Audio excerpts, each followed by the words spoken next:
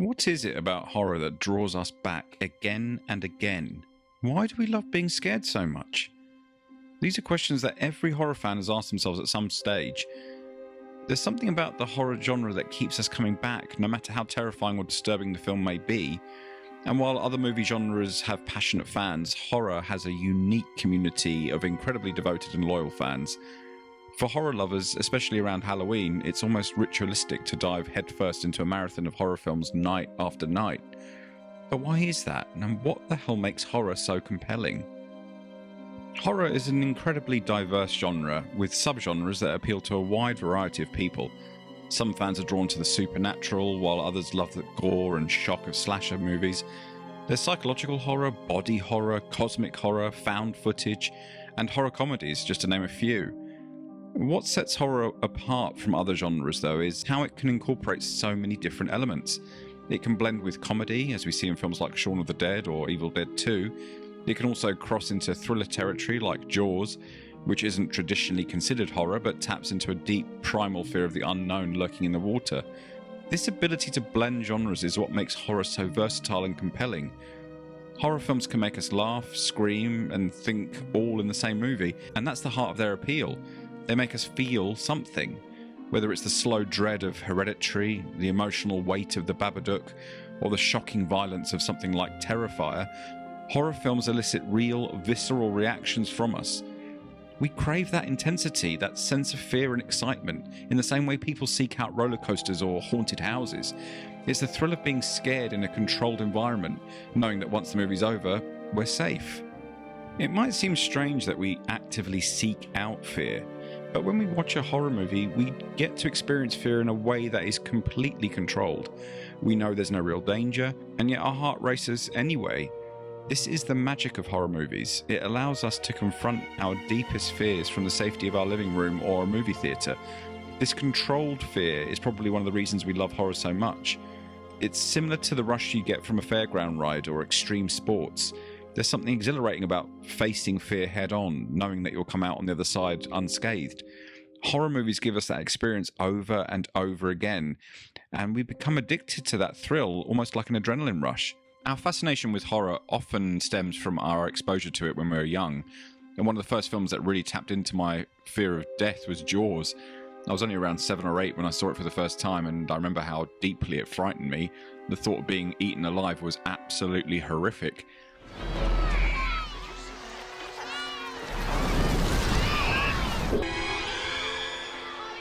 Even to this day, I still have dreams about it. And Jaws reached into that really basic primal fear of death, that terror of the unknown lurking beneath the surface, waiting to strike when you least expect it. It's a fear that resonates deeply with many, and it's one of the reasons the film has remained so iconic.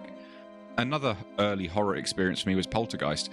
Remember how much it stuck in my mind as a young child, the idea that paranormal entities could reach you through something as innocuous as a TV set. That sense of the familiar turning dangerous was terrifying.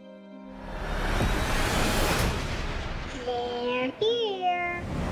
I have this vivid memory of being shut out of a room while my family watched The Thing in the early 80s.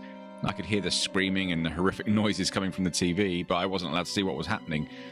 Clear! There was a reason I couldn't watch it, but what the hell was it? What was so scary I wasn't allowed to see? And what would happen if I watched it?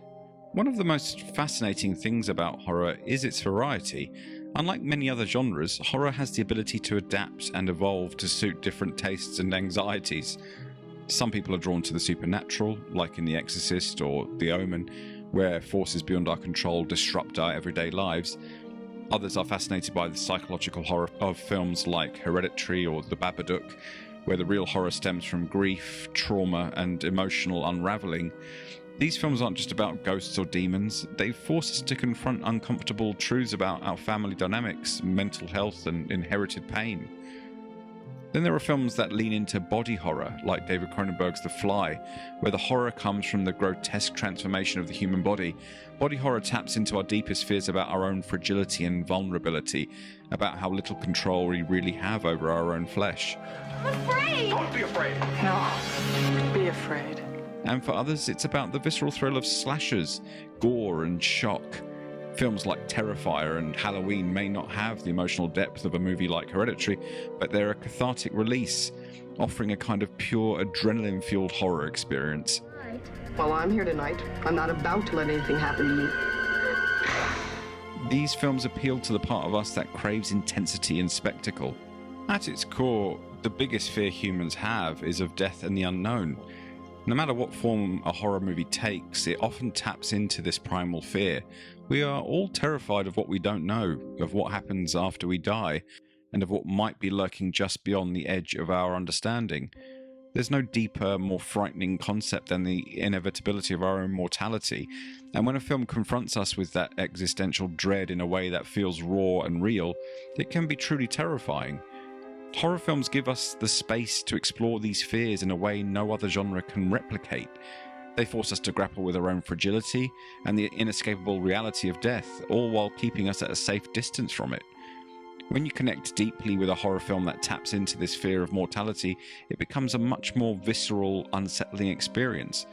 It's the ultimate fear, the fear of the unknown and the end, and no other genre explores that existential dread as effectively as horror. Show me.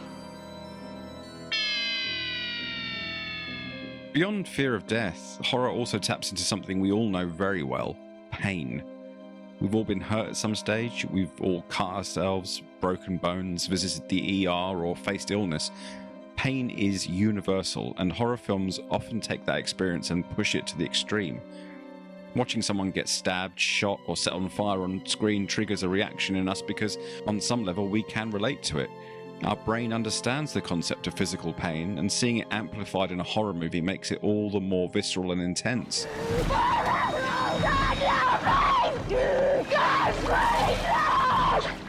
But it's not just physical pain that horror explores, it's emotional pain too. Films like Hereditary or The Babadook dive into the emotional suffering of grief, loss, and trauma. These films aren't just about jump scares or supernatural entities, they're about the anguish of losing a loved one or confronting generational trauma. It's horror that resonates deeply because we've all experienced some level of emotional pain. Horror brings those fears and pains to the forefront, forcing us to confront them in a way that's both terrifying and cathartic. So why do we keep coming back to horror films even though they scare us? The answer's simple: horror makes us feel something. Whether it's the terror of what's lurking in the dark, the anxiety of an impending jump scare, or the emotional weight of characters grappling with grief or trauma, horror evokes real emotions. And that's what we want when we watch movies. We want to feel something. Horror gives us that feeling. You gotta be fucking kidding.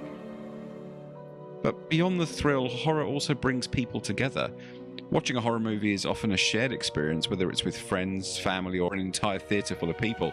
There's something communal about the way we react to horror movies. Whether we're gasping in fear, laughing nervously, or holding our breath in suspense, we're all experiencing it together. That sense of connection or shared experience is part of what makes horror so special. And Halloween in particular is when this communal aspect of horror reaches its peak. It's a time of year when horror fans come together to celebrate fear, to indulge in their love for the genre, and to revisit the films that made them fall in love with horror in the first place. I'm not gonna hurt you. I'm just gonna bash your brains. At the end of the day, horror is about more than just being scared. It's about confronting our fears, exploring the unknown, and feeling alive in the face of fear. Whether it's the timeless terror of The Exorcist, the gut-wrenching grief of Don't Look Now, or the adrenaline-pumping shock of the Texas Chainsaw Massacre, horror films continue to captivate us because they make us feel something raw and powerful, and that's why we keep coming back year after year, especially around Halloween, a time when the world embraces the thrill of fear, and horror fans get to indulge in their passion for the genre. Every Halloween I have a bit of a ritual myself. I like to watch every John Carpenter movie in the build-up to October 31st, and I sprinkle in a mix of new movies and old favourites along the way. For me, it's a tradition that makes the season feel complete. But I'd love to know what your Halloween rituals are. Do you have any comfort food horror movies you return to year after year? Let me know in the comments below and what you'll be watching this Halloween and what your favourite horror films are. And if you enjoyed this video, don't forget to hit that like button and subscribe for more content. Thanks for watching, and remember to stay spooky.